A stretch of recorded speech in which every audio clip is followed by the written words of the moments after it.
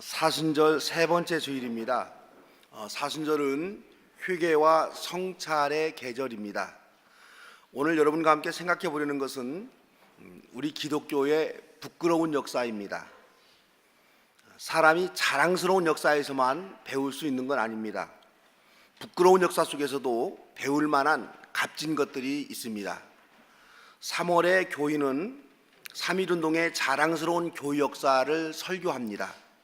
그런데 교회 역사에 회개가 필요한 부끄러운 역사도 있었습니다. 3.1운동의 100주년을 기념하는 이달에 교회의 부끄러운 역사를 살펴보는 것, 이것도 여러분 대단히 중요합니다. 실패한 교회 역사를 더듬어 가다 보면 교회가 어떻게 우리 사회에 희망을 줄 수 있는지를 우리가 발견하게 됩니다.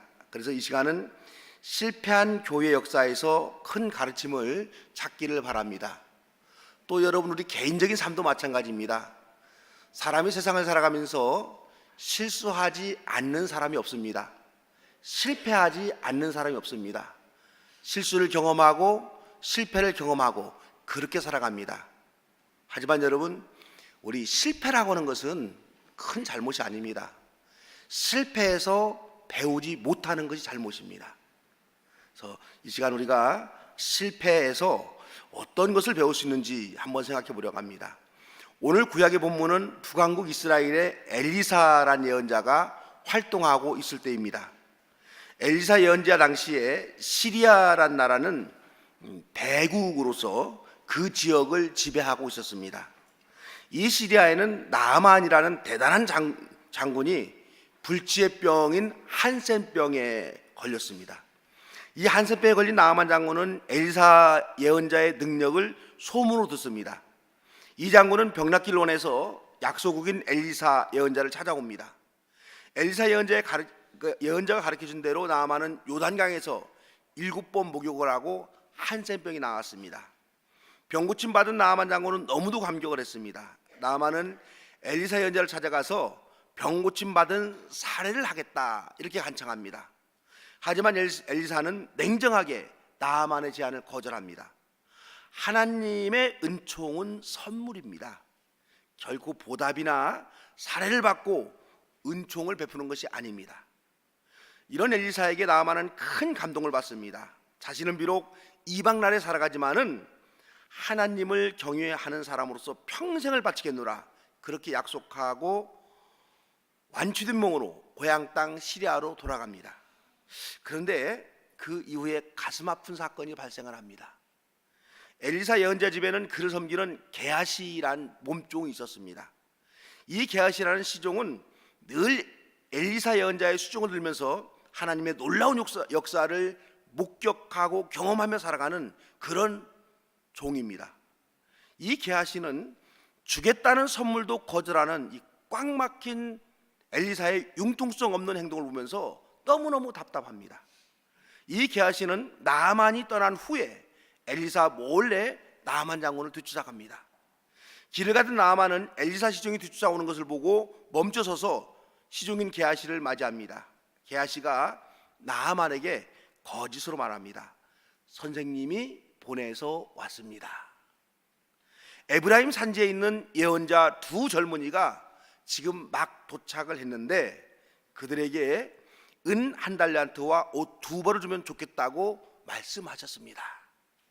이 말을 들은 나아만은 엘리사에게 보답하지 못해서 그래서 안타까웠는데, 이 말을 듣고 너무도 기쁜 마음으로 은 1달란트가 아니라 2달란트를 줍니다. 은 1달란트가 얼마나 큰 돈인지 성경에 보니까는요, 은을 자루 하나에 가득 담아야 하는 그런 양입니다. 나아만은 두 자루에 은을 가득 넣고 옷 2벌과 함께 두 부하들에게 주어서 집에까지 가져가도록 명령합니다. 큰 재물을 얻게 된 게하시는 집 안으로 들어가지 않고 집 근처에 재물을 숨겨둔 채로 시치민을 떼고 집 안으로 들어갑니다. 하지만 앉아서 천리를 볼 정도로 해안을 가진 엘리사를 속일 수는 없었습니다. 엘리사는 재물에 눈이 멀어 거짓말을 하고 하나님의 은총을 빌미로 값싼 거래를 하고 돌아온 게하시에게 저주를 내립니다. 나아만이 가졌던 한센병이 게하시에게 옮겨가고 이 한센병은 게하시의 후손들에게도 옮기게 되는 가문의 저주를 받습니다. 예언자 엘리사가 자신을 위해 섬기고 충성을 다해온 이 게하시에게 너무도 모질게 대하고 있다, 이런 생각이 들기도 합니다. 이렇게 하나님의 명예와 품위를 떨어뜨리고 재문 앞에 신앙이 변질된 게하시가 저주를 받은 것으로 이 이야기는 끝납니다. 이 성경을 읽는 사람들에게 주는 교훈은 여러분 분명합니다. 하나님을 믿지 않은 이방인인 나아만은 오히려 하나님의 종의 말에 순종해서 치유를 받습니다. 하지만 유대인인 게하시, 하나님의 선지자와 늘 생활하면서 하나님의 역사를 함께 경험한 이 게하시, 하나님의 백성이라고 말하는 게하시는 재물의 욕심을 내므로 인해서 자신은 물론 가문까지도 저주를 받는 비극과 불행을 가져옵니다. 이 이야기는요, 단순히 한 개인에게 일어났던 사건으로만 여러분 보아서는 안 됩니다. 이 이야기는 하나님을 믿는다고 하면서도 재물 앞에서, 이권 앞에서 신앙인의 품위를 잃어버리고 살아가는 이스라엘 백성들의 변질된 신앙에 대한 하나님의 경고입니다. 입으로는 하나님을 믿는다고 외치고 절기에 따라 제사를 드리고 안식일을 거룩하게 지키고 하루에 3번 이상 기도하면서 경건한 삶을 사는 것 같지만은 이스라엘 백성들은 막상 눈앞에 이익을 보면 넘어지기 일상입니다. 하나님을 믿는 사람도 신앙은 두 번째이고 재물을 쫓아가는 그 당시 이스라엘 백성들의 변질된 신앙이 바로 이 게하시가 가진 실패한 신앙입니다. 성경은 이 실패한 신앙을 분명하게 기록해서 후손들에게 이 실패에서 배우라라고 그렇게 말하고 있습니다. 한국 교회의 역사를 살펴보면요, 3.1운동과 같은 참 자랑스러운 그런 역사도 여러분 있었습니다.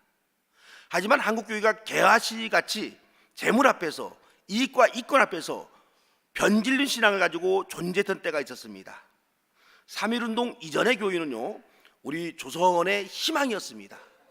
일제가 조선을 다스리기 시작했을 때 초기에는요, 독립운동을 하는 민족의식을 가진 사람이 대부분 기독교인들이었습니다. 그래서 이 3.1운동 이후에 한국 교회는 일제의 휴와 협박에 굴복해서 교회가 변질된 신앙을 가지고 일제와 야합의 길을 가게 됩니다.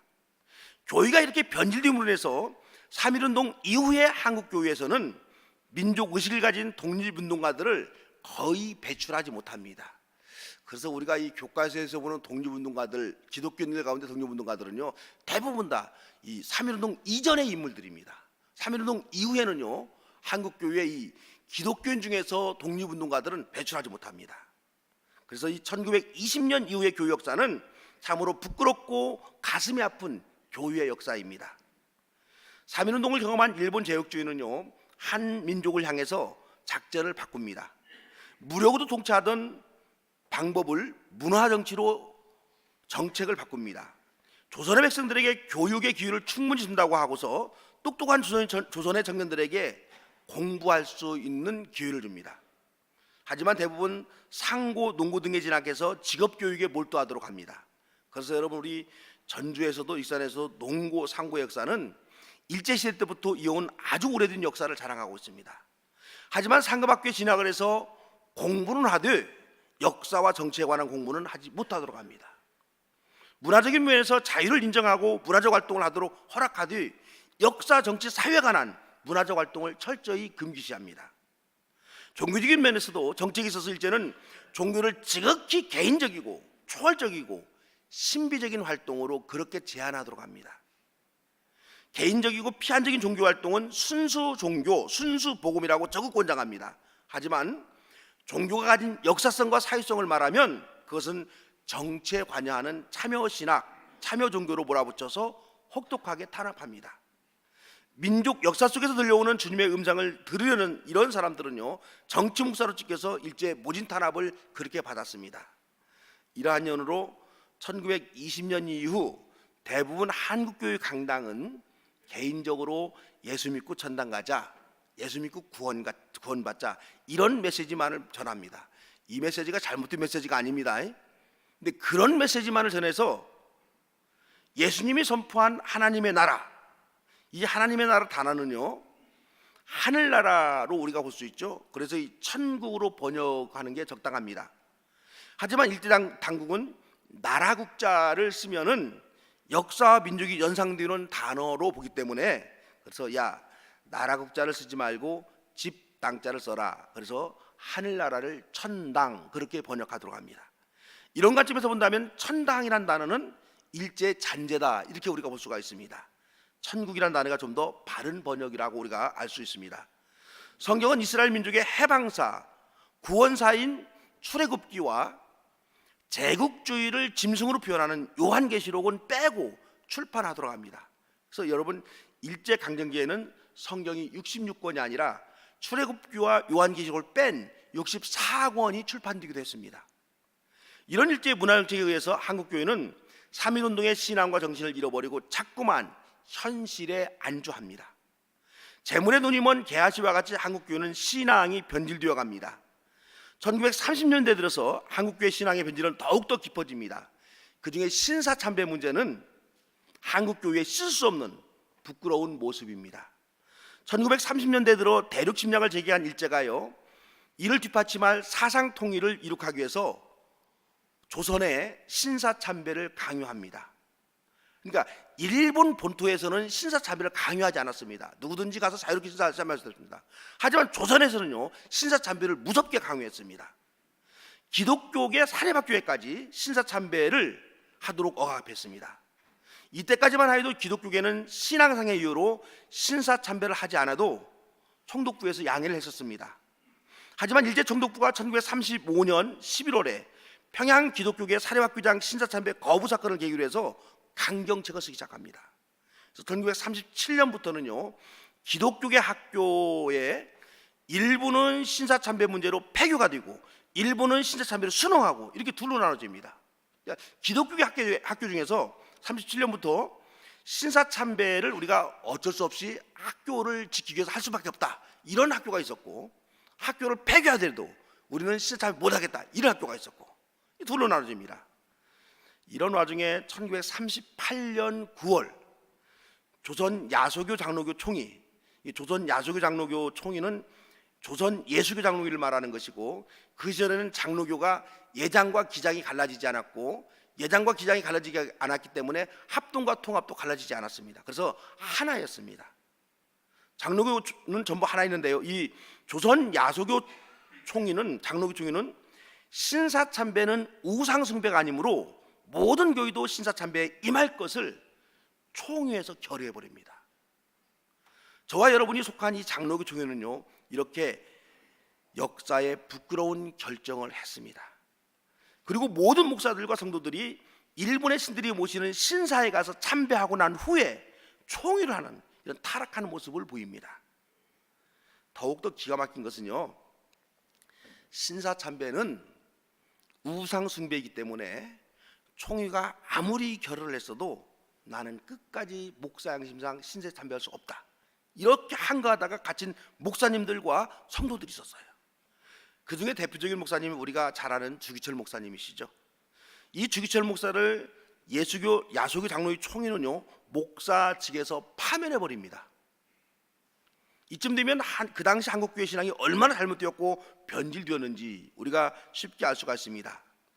이런 조선의 교회를 보면서 조선의 생각 있는 젊은이들이 교회를 떠나가기 시작합니다. 3.1운동까지는 그 어두운 시대에 교회만이 유일한 희망이라고 생각하는 사람들이 참 많았습니다. 하지만 한국교회가 문화정책의 영향으로 순수복음, 순수종교를 표방하고 민족의 아픔과 고난을 외면하는 변질의 모습을 보고 많은 지성인들과 젊은이들이 교회를 떠났습니다.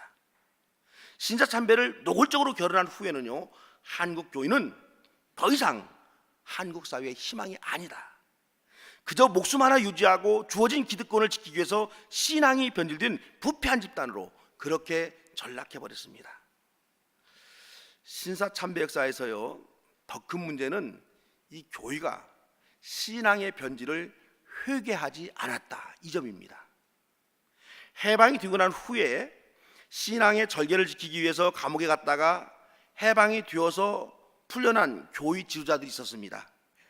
이분들을 갖다가 추록성도 그렇게 이제 불렀습니다. 감옥에 있다 나왔기 때문에 추록성도 그랬죠. 이 추록성도들은요, 신사참배에 참여한 교회 지도자들에게 신사참배했던 교회를 회개할 것을 그렇게 요청을 했습니다. 추록성도들은요, 신사참배했던 목사들에게 3개월 동안 강단에 서지 말고 3개월간 참회 기간을 갖고 난 후에 강단에 설 것을 그렇게 요청했습니다. 이 때문에 한국교회는, 그 당시 한국교회는 추록성도파와 신사참배파로 나누어 서서 갈등하고 충돌했습니다. 신사에 참배했던 이런 사람들의 논리는 이런 겁니다. 신앙을 지키기 위해서 감옥에 간 것은 칭찬받을 만한 일이지만 교의를 지키기 위해서 억지로 신사에 참배했던 것도 비난받을 일만은 아닙니다. 여러분, 이게 말이 되는 논리인가요? 생각해 보세요. 그래서 이 신사 참배파들은 만일 모든 교회들이 신사 참배를 거부했더라면 일제에 의해서 교회는 없어져 버릴 것이다, 이렇게 주장을 하고 회개하지 않았습니다. 결국 이 문제로 인해서 여러분 장로교 교단이 분열됐는데요, 장로교단이 최초로 분열된 것은 기장과 예량이 아닙니다. 지금은 교세가 아주 약하지만은 부산을 중심으로 장로교 고려파라는 교단이 이때 갈려나갔습니다. 신학교도 고려신학교라는 교단 신학대학이 있습니다. 이들은 신사참배를 거부하고 감옥에 갔다가 해방되어서 추록한 성도들이 세운 교회입니다. 당신들 같이 신사참배에 참여하고도 회개하지 않는 이런 부끄러운 신앙을 가진 사람들과는 같이 교단 못하겠다, 그렇게 해서 이렇게 탈퇴한 사람들이 바로 이 고려파의 사람들입니다. 제가 이 신사참배의 역사를 생각할 때마다 작고하신 한경진 목사님이 자꾸만 생각이 납니다. 제가 이분 이야기는 가끔 하는데요, 이분을 비난하기 위해서가 아니라 너무너무도 아쉬워서 자주 말합니다.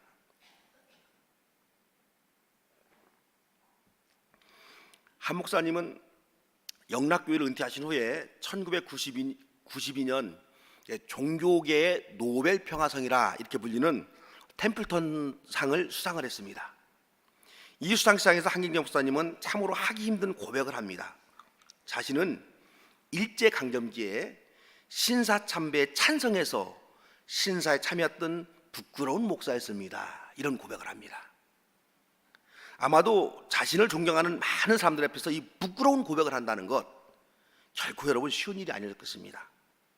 한경진 목사님의 회개 고백을 듣고 거기 모인 많은 분들이 더 한 목사님을 존경하게 되었다, 이렇게 말합니다.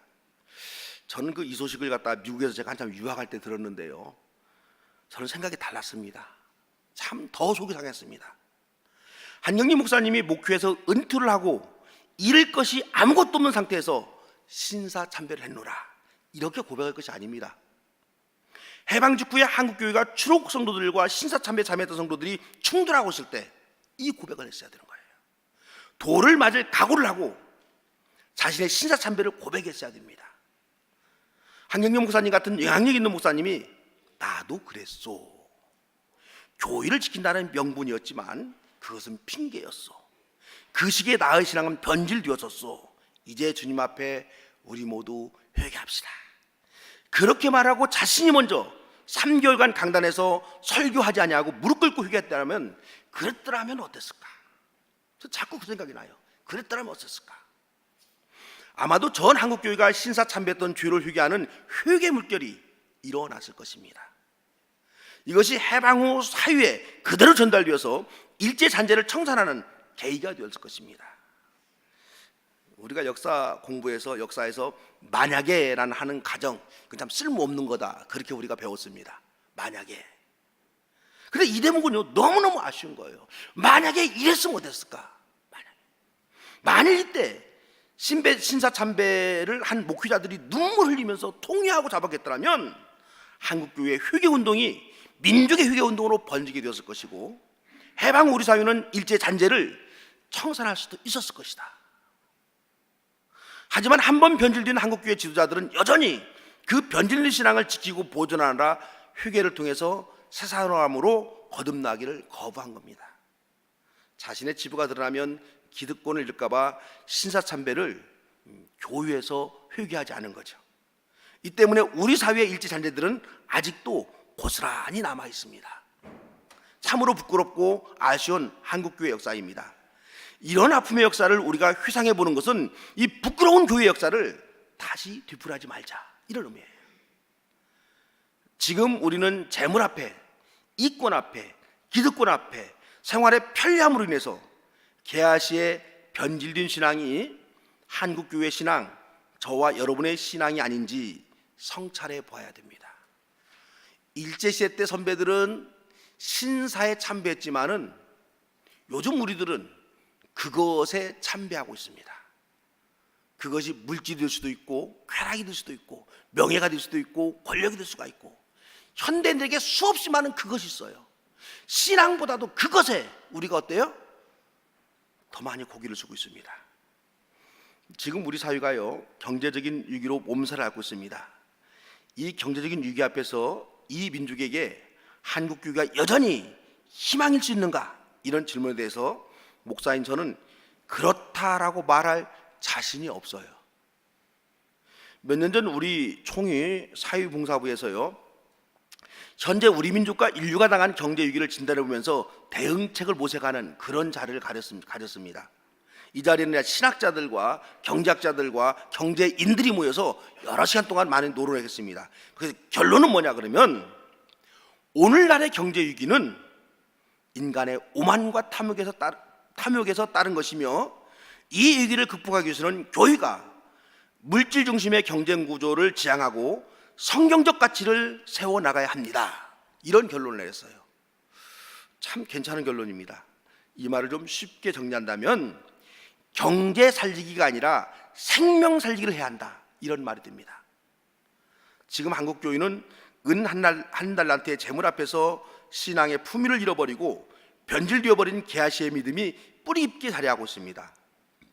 한국뿐만 아니라 온 세계가 게하시와 같이 경제적인 이권과 막대한 재정적 수입에 눈이 어두워서 인간의 품위도 잃어버리고 생명의 소중함도 잃어버리고 인권의 고귀함도 잃어버리고 오직 더 많은 재물을 모으고 더 높이 재물의 바벨탑을 쌓기에 혈안이 되어 있습니다. 그러다가 재물의 바벨탑이 무너져 가고 있습니다. 이 위기의 시대에 교인은 세상에 무엇으로 희망을 줄 수 있을까요? 우리에게는요, 예수님이 있습니다. 우리가 예수님의 가르침대로 이 시대를 살아간다면 이 어둠이 깔린 위기의 시대에 교인은 생명의 발견기를 보여줄 수가 있습니다. 이제 우리는 재물 앞에 야합하고 변질되어버린 신앙을 회개하고 예수 살기를 우리 생활 속에서 실천해 나갈 수 있어야 됩니다. 우리 사회가 당면한 경제적 위기 앞에서 교인은 경제 회복을 넘어서 예수 살기로 위기를 극복할 대안을 제시해야 됩니다. 요즘에 경기가 참 어렵다고 다들 얘기합니다만은 저는 이 주일날 오후에 가끔 서울에 병원 신방할 때가 있어서 서울을 가면서요, 정말 위기인가 생각돼요. 내일 우리 수술하는 분이 계셔서 오늘 저희 때 예배 마치고 제가 병원 신방 가야 되는데 서울 갈 일 생각하면 끔찍해요. 왜요? 차가 왜 이리 밀려요? 보통 한 3시간 걸리는 거예요. 이 주일날에는요 5시간, 6시간 걸립니다. 매주일 반복된다는 거예요. 정말 위기인가? 예수 살기는요, 예수님이 살아간 그 방식대로 살자라는 말입니다. 예수님의 삶 여러분 간단합니다. 오늘 신약성에 나온 거 있죠? 정리하면 이런 겁니다. 나누며 살아가자, 섬기며 살아가자, 더불어 살아가자, 그렇게 살자는 거예요. 그것이 예수 살기입니다. 우리가 보통 나눔이라고 말하면 물질이 먼저 떠오릅니다. 나눔이란 여러분 물질만을 나누자, 그런 말은 여러분 아닙니다. 사람들에게 나눌 수 있는 것들이 참 많이 있습니다. 우리 교회에 여러분들에게 우리 교인들이 나눴으면 좋겠냐면, 저는 다른 건 그만두고 웃음을 좀 나눴으면 좋겠어요.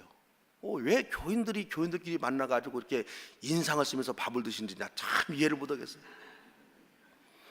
밥을 드실 때 인상 쓰는 건 이해하지만은 저하고 나가면서 악수할 때는 왜 인상 쓰는 거예요? 내가 뭐 잘못했어? 참 우리 한국 분들은 문화적으로 웃음이라는 게 익숙하지 않아요. 그렇죠? 익숙해요. 여러분, 교회에서 눈이 마주치는 사람은 우리가 처음 보는 사람이더라도 다 강림의 식구들입니다. 먼저 웃으면서 인사해도 되는 그런 분들입니다. 밝게 웃어주는 그 웃음진 모습엔 삶에 지치고 고달픈 사람들에게 큰 기쁨과 위로를 줍니다. 또 여러분, 우리가 좋은 말을 좀 나눴으면 좋겠어요. 지적하고 자르고 비난하는 그런 거친 말보다는 품어주고 안아주고 칭찬하는 말, 이런 말들은 넘어진 사람을 일으켜주는 가장 좋은 영양제입니다. 그래서 우리가 웃음도 나누고 좋은 말도 나누고, 또 건강도 요즘 우리가 나눴으면 좋겠습니다. 건강한 내 몸과 마음을 나보다 약한 사람들의 건강을 돌보는 일에 쓰는 것, 여러분 이거 참으로 소중한 겁니다. 우리가 더 나아가서 우리 사회에 일자리도 좀 나눌 수 있으면 참 좋겠습니다. 일자리도 더 나아가서 우리가 가진 경제적 넉넉함도 나누며 살아갈 수 있다고 한다면 이것이 예수 살기를 제대로 하는 겁니다. 그럼 여러분, 누구나 실패할 수는 있습니다. 실패는요, 더 큰 배움의 기회입니다. 이 사회에 닥쳐온 경제적 위기는 한국 교회가 잃어버린 신뢰, 한국 교회가 변질된 신앙을 회복할 수 있는 참으로 좋은 기회입니다. 교회는 실패한 부끄러운 역사를 다시는 반복해서는 안 됩니다. 예수 살기를 통해서 변질되지 않는 싱싱한 신앙을 가지고 우리가 살아갈 수 있어야 됩니다. 이 위기의 시대에 변질되지 않는 바른 신앙을 통해서 어두운 이민족과 역사에 희망을 주는 그런 교회가 되옵시다. 희망을 주는 그런 크리스찬으로 살아가시기를 주의 이름으로 축원합니다. 사랑해 주님, 우리 인생에서 많은 실수와 실패를 반복하며 살아가는 불완전한 저희들입니다. 우리 교회 역사에서도 보면은 실패했었고 넘어졌었고 쓰러졌던 때가 있습니다. 우리 주님, 하지만 우리는 실패에 머물지 아니하고 실패해서 주님의 뜻을 찾고, 실패해서 주님이 주는 음성을 듣고, 실패해서 주님이 주는 교훈을 우리가 배우려 합니다. 우리 주님, 우리가 날마다 넘어지지만은 다시 일어나서 걸어가는 믿음의 백성들 되게 하여 주시옵소서. 예수님의 이름으로 기도드리옵나이다.